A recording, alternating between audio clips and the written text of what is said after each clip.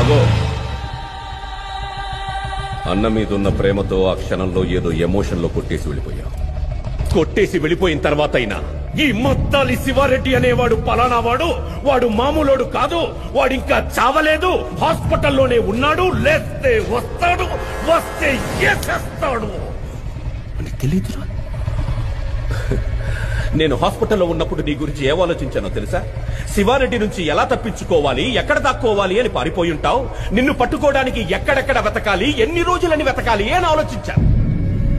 కానీ నువ్వేంట్రా, అసలు ఈ మద్దాలి శివారెడ్డి అనే వాడే నీ లైఫ్ లో లేనట్టు, వాడితో అసలు నీకేమీ జరగనట్టు హ్యాపీగా బైక్ వేసుకుని హైదరాబాద్ మొత్తం ఇంత నార్మల్ గా ఇంత కూల్ గా ఎలా తిరుగుతున్నావురా నువ్వు?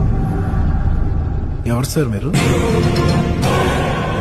సార్ మీరు? నేనెవరో నీకు తెలీదు. మీరేం మాట్లాడుతున్నారు? మీరు ఎవరు అనుకుని ఎవరితోనో మాట్లాడుతున్నారు?